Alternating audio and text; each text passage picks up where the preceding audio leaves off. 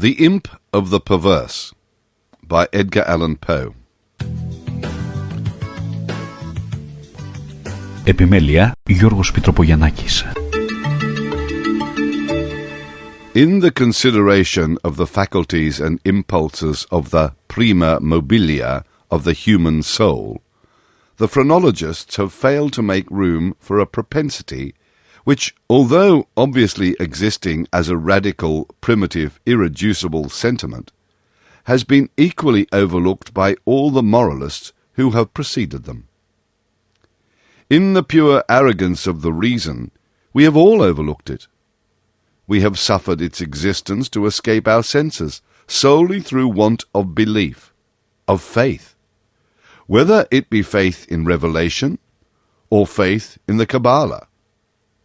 The idea has never occurred to us, simply because of its seeming supererogation. We saw no need of the impulse for the propensity. We could not perceive its necessity. We could not understand, that is to say, we could not have understood, had the notion of its primum mobile ever obtruded itself. We could not have understood in what manner it might be made to further the objects of humanity, either temporal or eternal. It cannot be denied that phrenology, and in great measure all metaphysicianism, have been concocted a priori. The intellectual or logical man, rather than the understanding or observant man, set himself to imagine designs, to dictate purposes to God. Having thus fathomed to his satisfaction the intentions of Jehovah, out of these intentions he built his innumerable systems of mind. In the matter of phrenology, for example, we first determined, naturally enough, that it was the design of the deity that man should eat. We then assigned to man an organ of alimentiveness, and this organ is the scourge with which the deity compels man willy-nilly into eating. Secondly, having settled it to be God's will that man should continue his species, we discovered an organ of amativeness forthwith, and so with combativeness, with ideality, with causality, with constructiveness, so in short with every organ, whether representing a propensity, a moral sentiment, or a faculty of the pure intellect. And in these arrangements of the principia of human actions, the Spurzheimites, whether right or wrong in part or upon the whole, have but followed in principle the footsteps of their predecessors, deducing and establishing everything from the preconceived destiny of man and upon the ground of the objects of his Creator.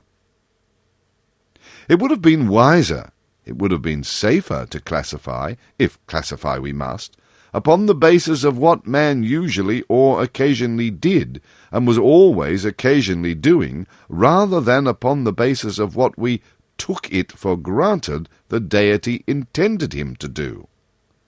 If we cannot comprehend God in his visible works, how then in his inconceivable thoughts that call the works into being? If we cannot understand him in his objective creatures, how then in his substantive moods and phases of creation? Induction, a posteriori, would have brought phrenology to admit, as an innate and primitive principle of human action, a paradoxical something which we may call perverseness, for want of a more characteristic term. In the sense I intend it is, in fact, a mobile without motive, a motive not motiviert. Through its promptings we act without comprehensible object. Or, if this shall be understood as a contradiction in terms, we may so far modify the proposition as to say that through its promptings we act for the reason that we should not.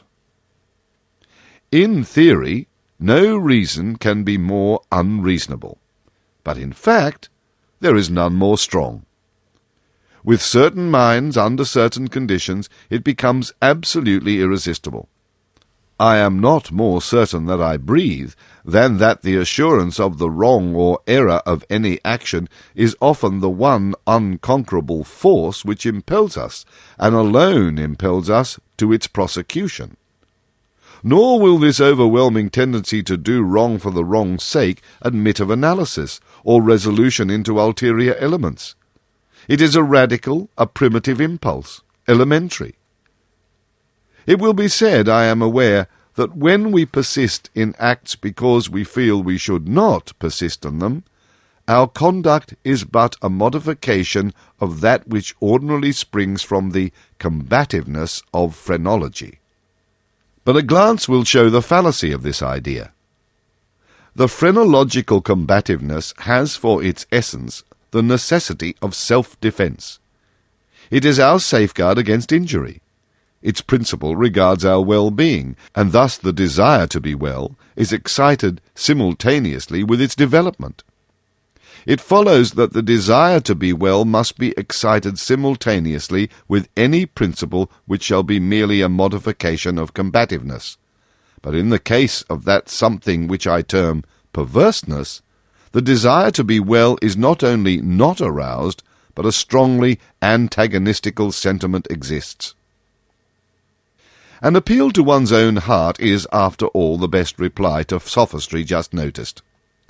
No one who trustingly consults and thoroughly questions his own soul will be disposed to deny the entire radicalness of the propensity in question. It is not more incomprehensible than distinctive. There lives no man who at some period has not been tormented, for example, by an earnest desire to tantalize a listener by circumlocution. The speaker is aware that he displeases. He has every intention to please. He is usually curt, precise, and clear. The most laconic and luminous language is struggling for utterance upon his tongue. It is only with difficulty that he restrains himself from giving it flow. He dreads and deprecates the anger of him whom he addresses. Yet the thought strikes him that by certain involutions and parentheses this anger may be engendered. That single thought is enough. The impulse increases to a wish, the wish to a desire, the desire to an uncontrollable longing, and the longing to the deep regret and mortification of the speaker, and in defiance of all consequences, is indulged. We have a task before us which must be speedily performed. We know that it will be ruinous to make delay. The most important crisis of our life calls, trumpet-tongued, for immediate energy and action. We glow, we are consumed with eagerness to commence the work, with the anticipation of whose glorious result our whole souls are on fire. It shall be undertaken today, and yet we put it off until tomorrow. And why? There is no answer, except that we feel perverse, using the word with no comprehension of the principle. Tomorrow arrives, and with it a more impatient anxiety to do our duty. But with this very increase of anxiety arrives also a nameless, a positively fearful, because unfathomable craving for delay. This craving gathers strength as the moments fly. The last hour for action is at hand. We tremble with the violence of the conflict within us, of the definite with the indefinite, of the substance with the shadow. But if the contest have proceeded thus far, it is the shadow which prevails. We struggle in vain. The clock strikes, and is the knell of our welfare. At the same time, it is the chanticleer note to the ghost that has so long overawed us. It flies, it disappears. We are free. The old energy returns. We will labour now. Alas, it is too late. We stand upon the brink of a precipice. We peer into the abyss. We grow sick and dizzy. Our first impulse is to shrink from the danger. Unaccountably, we remain. By slow degrees our sickness and dizziness and horror become merged in a cloud of unnameable feeling. By gradations still more imperceptible, this cloud assumes shape, as did the vapour from the bottle out of which arose the genius of the Arabian Nights. But out of this our cloud upon the precipice's edge there grows into palpability a shape far more terrible than any genius, or any demon of a tale, and yet it is but a thought, although a fearful one, and one which chills the very marrow of our bones with the fierceness of the delight of its horror. It is merely the idea of what would be our sensations during the sweeping precipitancy of a fall from such a height. And this fall, this rushing annihilation, for the very reason that it involves that one most ghastly and loathsome of all most ghastly and loathsome images of death and suffering which have ever presented themselves to our imagination, for this very cause do we now the most vividly desire it. And because our reason violently deters us from the brink, therefore do we the more impetuously approach it. There is no passion in nature so demoniacally impatient as that of him who, shuddering upon the edge of a precipice, thus meditates a plunge. To indulge for a moment in any attempt at thought is to be inevitably lost. For reflection but urges us to forbear, and therefore it is, I say, that we cannot. If there be no friendly arm to check us, or if we fail in a sudden effort to prostrate ourselves backwards from the abyss, we plunge and are destroyed. Examine these and similar actions as we will, we shall find them resulting solely from the spirit of the perverse. We perpetrate them merely because we feel that we should not. Beyond or behind this there is no intelligible principle, and we might, indeed, deem this perverseness a direct instigation of the arch-fiend, were it not occasionally known to operate in furtherance of good. I have said thus much, that in some measure I may answer your question, that I may explain to you why I am here, that I may assign to you something that shall have at least the faint aspect of a cause for my wearing these fetters, and for my tenanting this cell of the condemned. Had I not been thus prolix, you might either have misunderstood me altogether, or with the rabble you might have fancied me mad. As it is, you will easily perceive that I am one of the many uncounted victims of the imp of the perverse. It is impossible that any deed could have been wrought with a more thorough deliberation. For weeks, for months, I pondered upon the means of the murder. I rejected 1,000 schemes because their accomplishment involved a chance of detection. At length, in reading some French memoirs, I found an account of a nearly fatal illness that occurred to Madame Pilau, through the agency of a candle accidentally poisoned. The idea struck my fancy at once. I knew my victim's habit of reading in bed. I knew, too, that his apartment was narrow and ill-ventilated. But I need not vex you with impertinent details. I need not describe the easy artifices by which I substituted in his bedroom candle-stand a wax-light of my own making for the one which I there found. The next morning he was discovered dead in his bed, and the coroner's verdict was, death by visitation of God. Having inherited his estate, all went well with me for years. The idea of detection never once entered my brain. Of the remains of the fatal taper I had myself carefully disposed. I had left no shadow of a clue by which it would be possible to convict, or even to suspect me of the crime. It is inconceivable how rich a sentiment of satisfaction arose in my bosom as I reflected upon my absolute security. For a very long period of time I was accustomed to revel in this sentiment. It afforded me more real delight than all the mere worldly advantages accruing from my sin. But there arrived at length an epoch from which the pleasurable feeling grew, by scarcely perceptible gradations, into a haunting and harassing thought. It harassed because it haunted. I could scarcely get rid of it for an instant. It is quite a common thing to be thus annoyed with the ringing in our ears, or rather in our memories, of the burthen of some ordinary song, or some unimpressive snatches from an opera.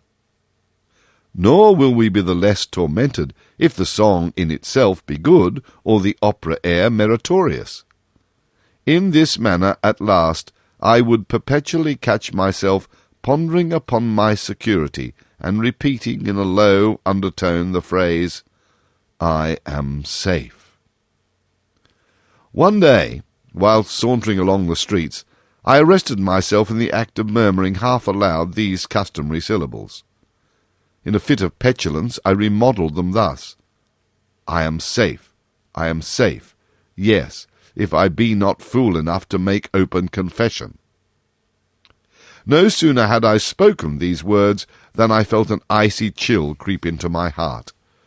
I had had some experience in these fits of perversity, whose nature I have been at some trouble to explain, and I remembered well that in no instance I had successfully resisted their attacks. And now my own casual self-suggestion that I might possibly be fool enough to confess the murder of which I had been guilty confronted me, as if the very ghost of him whom I had murdered and beckoned me on to death. At first I made an effort to shake off this nightmare of the soul. I walked vigorously, faster, still faster. At length I ran. I felt a maddening desire to shriek aloud. Every succeeding wave of thought overwhelmed me with new terror, for alas! I too well understood that to think in my situation was to be lost. I still quickened my pace. I bounded like a madman through the crowded thoroughfares. At length the populace took the alarm and pursued me. I felt then the consummation of my fate. Could I have torn out my tongue, I would have done it, but a rough voice resounded in my ears, a rougher grasp seized me by the shoulder. I turned. I gasped for breath. For a moment I experienced all the pangs of suffocation. I became blind and deaf and giddy, and then some invisible fiend, I thought, struck me with his broad palm upon the back. The long imprisoned secret burst forth from my soul. They say that I spoke with a distinct enunciation, but with marked emphasis, and a passionate hurry, as if in dread of interruption before concluding the brief but pregnant sentences that consign me to the hangman and to hell. Having related all that was necessary for the fullest judicial conviction, I fell prostrate in a swoon. But why shall I say more? Today I wear these chains, but am here. Tomorrow I shall be fetterless. But where? The end. Επιμέλεια Γιώργος Πιτροπογιαννάκης.